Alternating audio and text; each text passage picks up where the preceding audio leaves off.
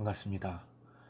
6월 29일 화요일 새벽을 하나님께 올려드립니다. 함께 세상 모든 민족이 찬양 부르십니다.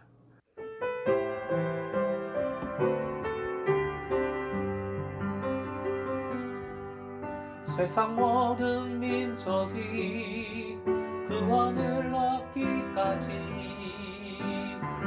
쉬지 않으시는 하나님, 주의 심장 가지고 우리 이제 일어나 주 따르게 하소서. 세상 모든 육체가 주의 영광 보도록 우릴 부르시는 하나님,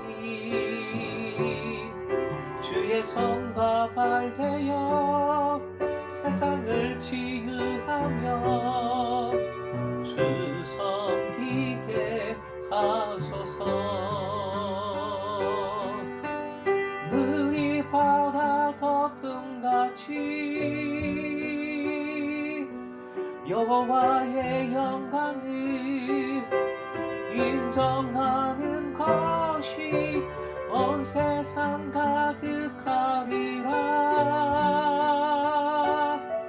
물이 바다 덮음같이, 물이 바다 덮음같이, 물이 바다 덮음같이.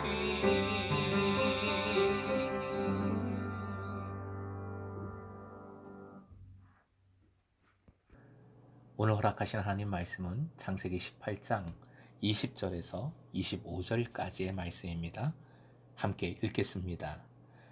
여호와께서 또 이르시되 소돔과 고모라에 대한 부르짖음이 크고 그 죄악이 심히 무거우니 내가 이제 내려가서 그 모든 행한 것이 과연 내게 들린 부르짖음과 같은지 그렇지 않은지 내가 보고 알려 하노라. 그 사람들이 거기서 떠나 소돔으로 향하여 가고 아브라함은 여호와 앞에 그대로 섰더니 아브라함이 가까이 나아가 이르되 주께서 의인을 악인과 함께 멸하려 하시나이까. 그 성중에 의인 50명이 있을지라도 주께서 그곳을 멸하시고 그 50의인을 위하여 용서하지 아니하시리이까. 주께서 이같이 하사 의인을 악인과 함께 죽이심은 부당하오며 의인과 악인을 같이 하심도 부당하니이다. 세상을 심판하시는 이가 정의를 행하실 것이 아니니이까.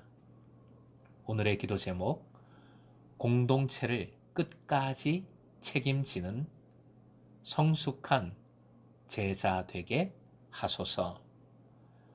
공동체를 끝까지 책임지는 성숙한 제자 되게 하소서. 하나님과 천사들은 손님으로 아브라함을 찾아왔고 이제 떠나려 하십니다.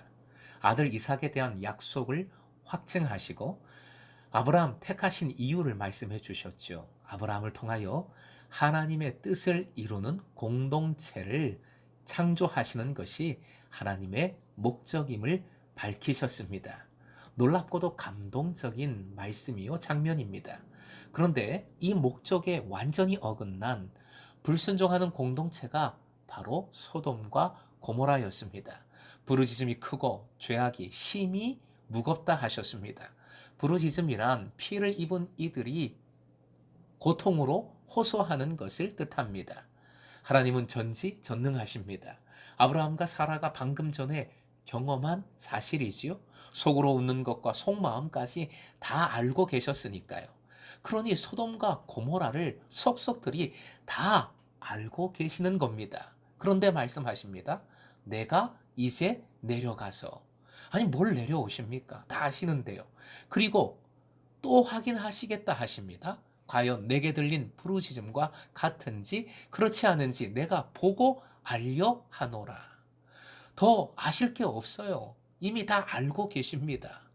전지전능하신 하나님이신데 검증 과정과 확인 과정이 복잡합니다. 왜 이러시는 겁니까? 하나님은 긍휼과 자비의 하나님이시기 때문이지요. 그리고 또 한 가지 아주 중요한 이유가 있습니다. 아브라함을 성숙하게 만드시는, 공동체를 끝까지 책임지는 성숙한 제자로 만드시고자 하시는 목적 때문입니다. 살펴볼까요? 지금 소돔과 고모라를 함께 헤브론 언덕에서 바라보고 있습니다.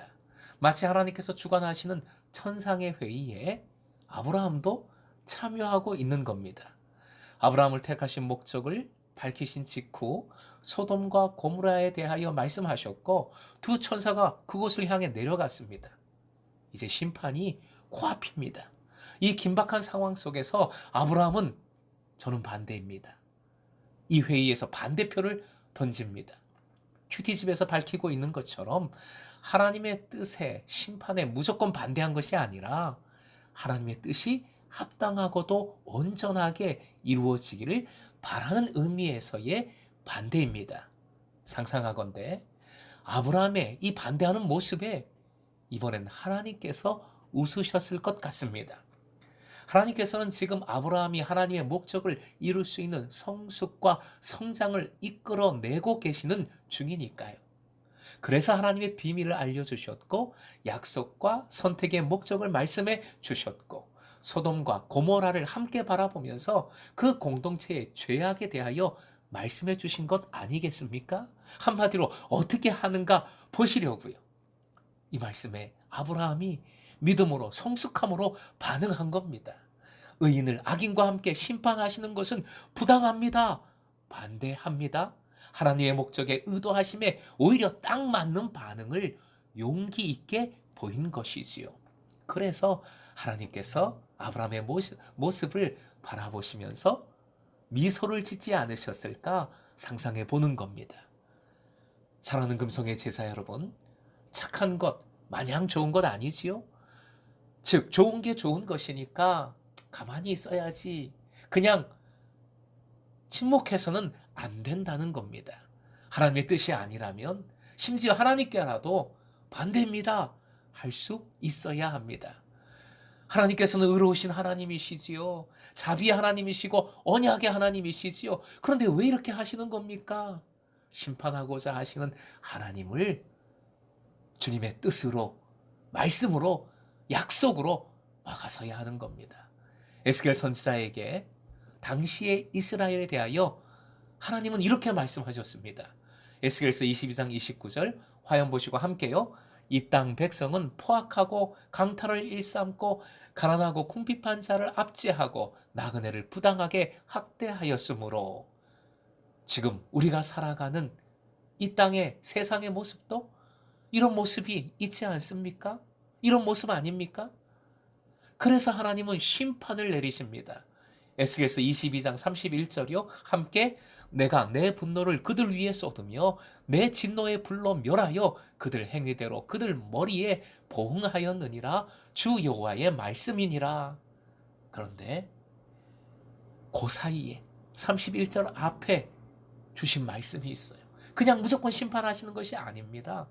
한 사람이 없어서 심판하시고자 하십니다. 누구 말입니까? 아브라함이 없어서입니다. 아브라함과 같은 사람이 없어서예요. 하나님은 심판하시기 전에 간절히 찾으십니다. 오늘 말씀처럼 하나님을 막아설 이 시대의 아브라함을 말입니다. 에스겔서 22장 30절이요. 함께 읽습니다.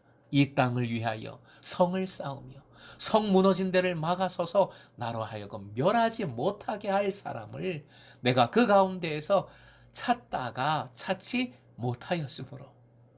사랑하는 금성의 제자 여러분, 6.29 오늘도 역사적인 날이네요. 하나님은 역사의 주인이심을 믿으십시오. 그러기에 하나님의 백성인 그리스도인들이 역사에 대한 책임, 이 땅에 대한, 이 세상에 대한 책임이 있는 겁니다. 예수께서 십자가로 책임을 지신 것처럼 말입니다. 이 땅을 위하여, 더 나아가 세상 모든 민족을 위하여, 열방을 위하여 무너진 데를 막아서는 책임자, 중보자들이 바로 금성의 제자들이 될 수 있기를 주님의 이름으로 소망합니다.